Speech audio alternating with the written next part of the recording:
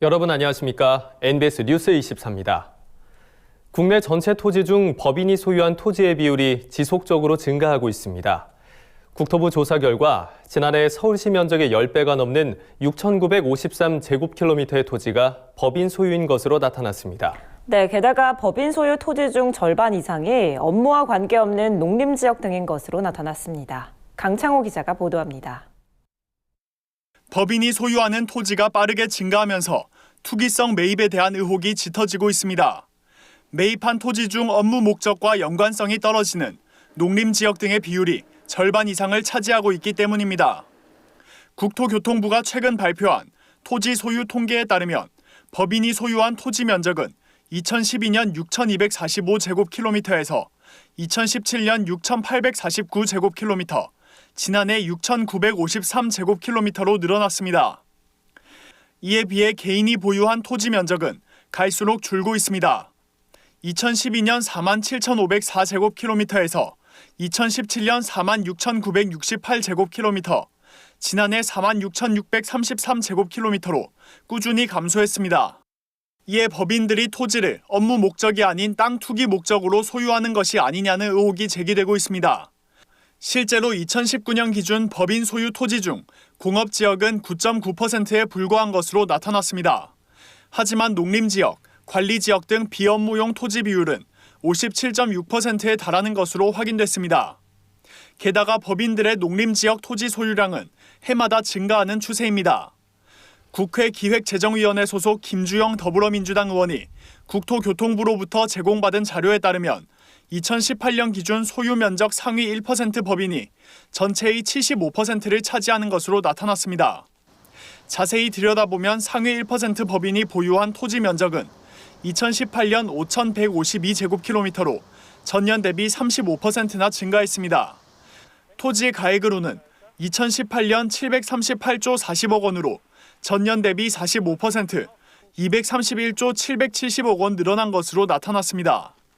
김주영 더불어민주당 의원은 법인들이 비업무용 토지를 통해서 많은 이윤을 창출하고 있다며 기업이 투기 목적으로 토지를 구매하는 것을 막는 방안을 강구해야 한다고 지적했습니다. 전문가들도 법인들의 토지 투기로 인한 농업 농촌의 피해를 우려하고 있습니다. 그러며 법인의 투기성 토지 구입이 늘면 농지, 임야 전용 등 부작용이 발생할 가능성이 높다고 주장했습니다. 일반적으로 볼 때는 그게 수익성이 생기는 게 아닌 듯 할 때는 앞으로 농지 임야 전용을 노리든지 다른 어떤 투기적인 목적으로 하는 가능성이 높다고 생각할 수는 있죠. 농촌 지역이 법인들의 투기 대상으로 전락하고 있지만 허술한 법망은 아무 역할도 못하고 있습니다. MBS 뉴스 강창호입니다. 국내 최대 공영 농산물 도매시장 서울 가락시장에 시장 도매인제를 도입하는 문제를 두고 농업계의 갈등이 수면 위로 부상하고 있습니다. 지자체와 정치권이 논쟁에 가세한 건 물론 농민단체도 둘로 나뉘어 갑론을박을 벌이고 있습니다. 어떻게 된 사정인지 김인경 기자가 취재했습니다. 서울 가락동 농수산물 도매시장 내 시장 도매인제 도입 문제가 다시 뜨거운 감자로 떠올랐습니다.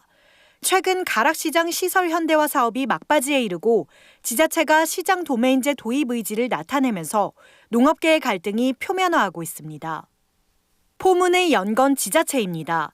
가락시장의 개설자인 서울시가 전남도와 업무 협약을 맺고 2023년부터 공영 시장 도매인제를 가락시장에 도입하겠다고 발표한 겁니다.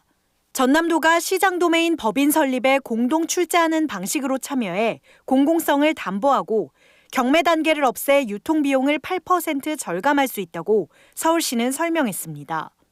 시장을 위탁 운영하는 서울시 농수산식품공사 또한 생산자, 소비자, 전문가 등 각계 20명이 참여하는 가락시장 거래제도 다양화 추진위원회를 최근 출범하고 시장 도매인제 도입 방안을 본격적으로 논의하고 있습니다.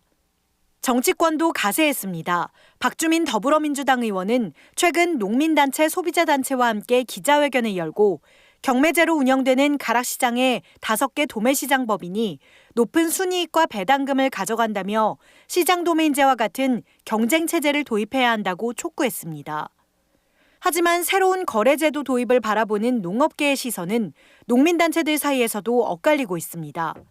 전국 농민회 총연맹, 가톨릭 농민회 등 5개 단체가 속한 국민과 함께하는 농민의 길과 전국 양파, 마늘, 배추 생산자 협회는 시장 도메인제 도입에 찬성하는 입장입니다. 현재 경매 제도는 공급 물량이 부족하면은 또 이렇게 폭등하고 공급 물량이 많으면은 폭락하여 가격 안정에 문제가 발생하고 있습니다. 그 결과 생산자나 소비자는 불안하죠. 거래 다변화 차원에서 시장 도메인 제도를 도입해서 선의의 경쟁과 또 독점의 병폐를 개선해야 한다고 생각합니다. 반면 30개 농민단체가 소속된 한국농축산연합회와 한국농업경영인 총연합회 등의 농민단체는 도입에 반대 의견을 분명히 하고 있습니다. 시장 도메인제는 경매제보다 투명성이 떨어지고 유통정보의 정확성과 신속성도 떨어진다는 게 이들의 지적입니다. 한 시장에 경매제도와 시장 도메인 제도를 병행했을 때 문제가 발생을 할 수 있을 소지들이 있다는 것입니다. 강서시장은 시장 도메인 제도 특화 시장으로 하고 가락시장은 경매제 특화 시장으로 하면 어떨까 하는 것입니다.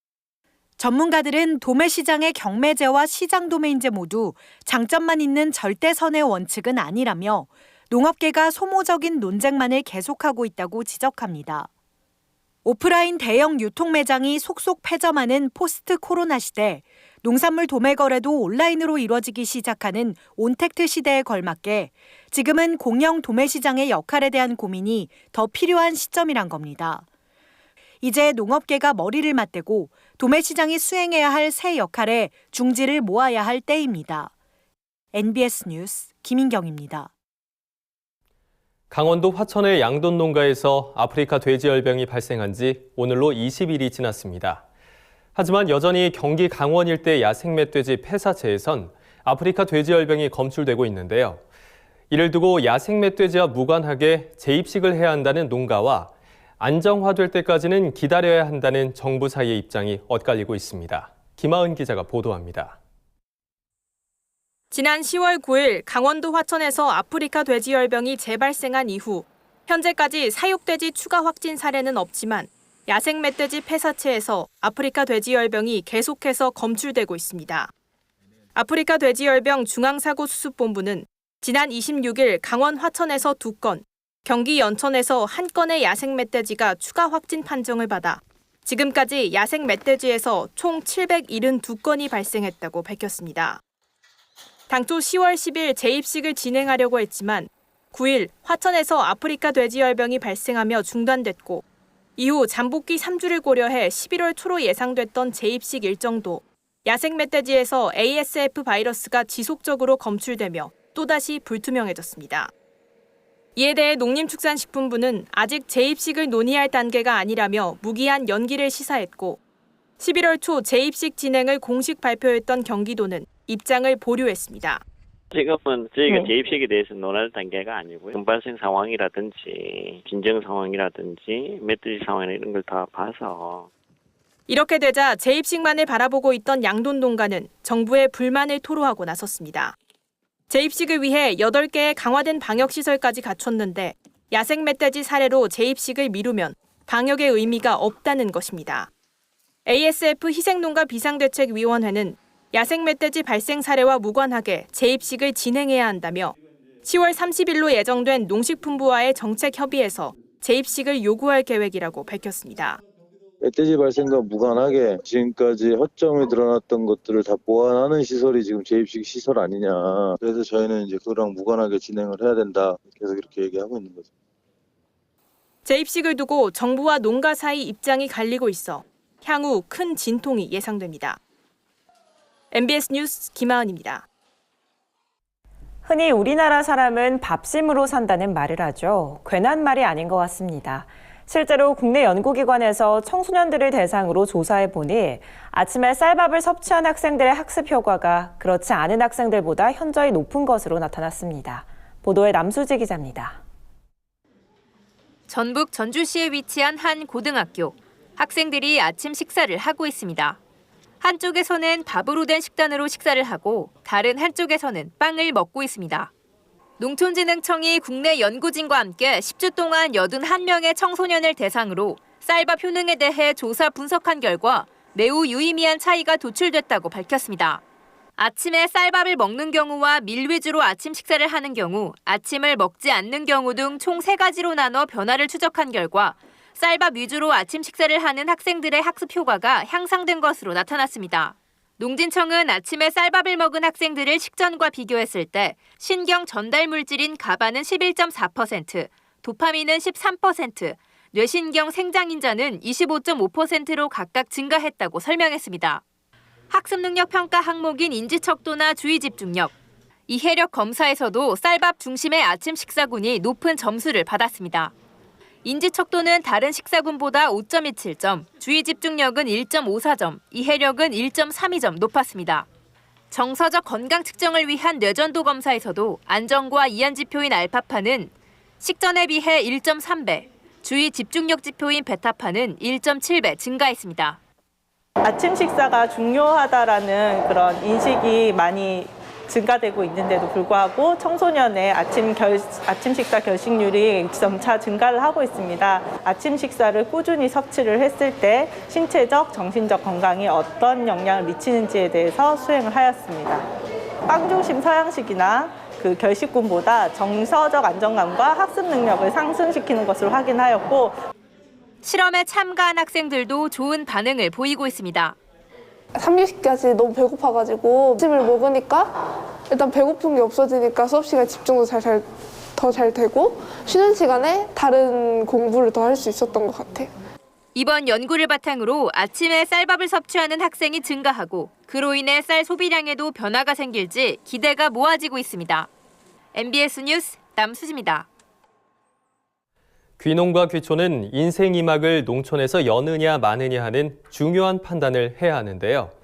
그만큼 다양하고 많은 정보가 필요할 텐데 대다수 귀농 귀촌 희망자는 정보 부족에 시달리는 게 현실입니다. 이에 정부가 예비 귀농 귀촌인에게 맞춤형 정보를 제공하는 시범 사업을 추진하기로 했습니다. 그동안의 정보 부족 문제를 해소하는 계기가 될 수 있을지 주목됩니다. 손현진 기자입니다. 귀농, 귀촌의 진입 장벽을 높이는 원인으로는 관련 정보를 얻기가 어렵다는 점이 지목됩니다. 농림축산식품부의 2019년 귀농, 귀촌 실태조사에 따르면 상당수 가구는 귀농, 귀촌 관련 정보를 얻는 게 어렵다고 평가했습니다. 귀농, 귀촌 관련 정보 취득 경로에 대해 귀농 가구의 56.8%, 귀촌 가구의 60.7%가 가족 또는 지인이라고 답했고 관련 기관과 대중매체, 교육을 활용한다는 대답이 뒤를 이었습니다. 그만큼 많은 예비 귀농 귀촌인들이 스스로 막대한 시간과 비용을 들여 정보를 얻고 있다는 겁니다. 이런 문제를 해소하기 위해 귀농 귀촌 희망자를 위한 맞춤형 정보 제공 시범 사업이 추진됩니다. 농식품부는 이번 사업을 위해 지난해 귀농 귀촌 종합센터 누리집을 개편했습니다. 귀농 귀촌을 위한 맞춤형 정보를 제공받으려면 이 누리집 회원으로 가입하기만 하면 됩니다. 회원 가입 과정에서 귀농 귀촌 희망 지역과 희망 품목 등을 기입하면 지자체들이 누리집 회원들의 데이터베이스를 참고해 맞춤형 정보를 문자와 메일로 보내주는 방식입니다. 귀농 귀촌 관련 설명회나 교육, 체험 프로그램 정보 등이 간편하게 제공될 전망입니다. 회원 가입만 하는 게 아니라 관심 품목도 입력을 하고 어느 지역에 관심이 있는지 회원 정보를 입력하면 거기에 맞춰서 정보를 제공하는 그게 좀 달라진 점이죠. 지자체 입장에서는 막연한 대상을 두고 이렇게 홍보해오고 귀농귀촌 유치 활동했다면 이제 그런 사람들이 실수요자가 되는 거죠. 이번 시범 사업에 참여한 지자체는 강원 횡성군과 충북 괴산군, 전남 고흥군과 경북 상주시 등 4곳. 이들 지자체는 귀농 귀촌 종합센터에서 받은 400에서 500명의 데이터베이스를 분석해 맞춤형 정보를 주기적으로 제공할 계획입니다. 농식품부는 연말 성과평가를 거쳐 사업을 보완한 뒤 내년에는 90개 시군으로 참여 지역을 확대한다는 방침입니다. MBS 뉴스 손현진입니다. 다음은 간추린 뉴스입니다. 강원도가 아프리카 돼지열병 ASF 차단 방역을 위해 도내 5개 시군을 대상으로 강원도 광역 수렵장을 운영키로 결정했습니다. 수렵 면적은 모두 3,015제곱킬로미터로 도는 오는 12월 14일부터 내년 3월 말까지 엽사 4,000명을 선발해 광역 수렵장을 운영할 계획입니다. 아울러 ASF 선제 대응과 농작물 피해 예방 차원에서 멧돼지는 무제한, 고라니는 10,000마리로 포획을 제한하고 포획 실적에 따라 마리당 야생 멧돼지는 50만 원, 고라니는 10만 원을 지급할 방침입니다.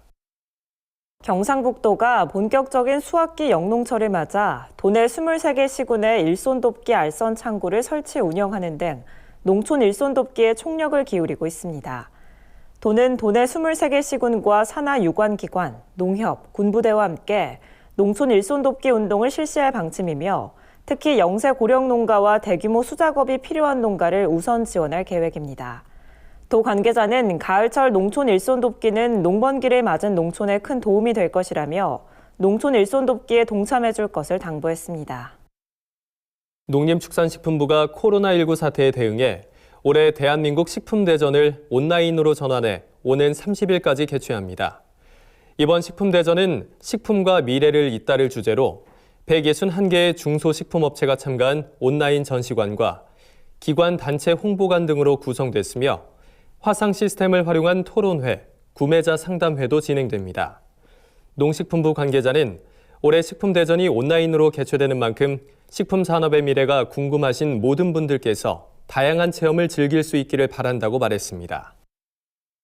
산림청이 올봄 울산 울주 등에서 발생한 산불 피해 복구를 위해 앞서 95억 4천만 원을 투입한 데 이어 95억 원의 예비비를 추가로 투입해 긴급 벌채를 지원한다고 최근 밝혔습니다.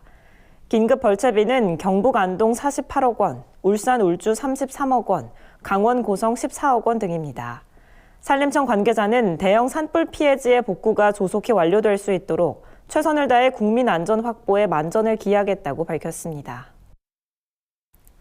농업에 관한 어려운 용어나 개념을 알기 쉽게 풀어드리는 플러스 농업백과 시간입니다. 2020년 올해 노벨 평화상은 세계보건기구 WHO에 돌아갈 거란 예상을 깨고 세계식량계획 WFP가 수상자로 선택됐는데요. 노벨위원회는 코로나19 백신이 나오기 전 혼란에 대응하는 최고의 백신은 식량이라며 선정 이유를 밝혔습니다. 이번 농업백과에서는 WFP의 설립 목적과 주요 사업에 대해서 알아보겠습니다. 5,600대의 트럭, 30척의 배, 그리고 100대의 비행기가 식량과 구호 물품을 나르기 위해 매일 운영되는 곳이 있습니다. 바로 세계 식량계획 WFP입니다. WFP란 월드 푸드 프로그램, 즉 세계 식량계획의 약자인데요. 식량 원조를 통해 개발도상국의 경제, 사회 발전을 도모하기 위해 설립된 UN 산하의 식량 원조기구입니다. WFP는 매년 전 세계 88개국에 1억 명을 지원하며 우리 세대에서 기아를 퇴치한다는 뜻의 제로 헝거를 목표로 하는데요. WFP의 주요 사업은 총 4개의 분야로 이루어집니다. 자연재해 등으로 인한 일시적인 식량 위기 지역을 돕는 긴급 지원, 전쟁 등으로 인한 장기적인 난민 구호를 지원하는 장기 긴급 구호, 빈곤 국가의 농업 농촌 개발 등을 설계하는 개발 원조와 식량 원조의 효율성을 높이기 위해 도로, 통신 등을 설치하는 특별 사업이 있습니다. 한때 우리나라는 세계에서 두 번째로 WFP의 가장 많은 원조를 받는 수혜국이었는데요. 하지만 지금은 식량 원조를 받던 수혜국에서 공여국으로 지위가 바뀐 유일한 국가가 됐습니다. 우리나라는 WFP를 통해 1995년부터 대북 식량 지원을 한 데 이어 2018년부터 올해까지 총 15만 톤의 우리 쌀을 수혜국의 현지 난민과 이재민 등에게 전달했습니다. WFP를 통한 쌀 원조는 매년 20만에서 30만 톤의 쌀 잉여 물량이 예상되고 있는 상황에서 10,000헥타르의 농지를 휴경하는 효과를 가져다 주는 등 쌀 수급 안정에도 큰 도움이 될 것으로 예상되고 있습니다. 이 밖에도 우리나라의 새마을 운동을 모델로 한 WFP의 농촌 지원 프로그램은 2011년 네팔, 르완다를 시작으로 2013년 방글라데시, 탄자니아 등으로 확대돼 개발도상국에서 큰 성과를 거두기도 했습니다. 반면 코로나19는 세계가 직면한 식량 문제를 수면 위로 끌어올렸는데요. WFP의 세계 식량 위기 보고서는 코로나19의 경제적 여파로 올해 급성 식량 위기 인구가 지난해보다 2배 가까이 증가한 2억 6,500만 명에 달할 것으로 추산했습니다. 우리나라도 식량 자급률이 50%를 밑돌고 있어 이 같은 환경에서 결코 자유로울 수 없는 위치에 놓였는데요. 국내 식량 자급률을 높이고 지속 가능한 농업을 이끌 수 있는 종합적인 방안을 서둘러 강구해야겠습니다. 지금까지 플러스는 농업백과였습니다. 저희가 준비한 소식은 여기까지입니다. NBS 뉴스 24 마칩니다. 함께해 주신 여러분 고맙습니다.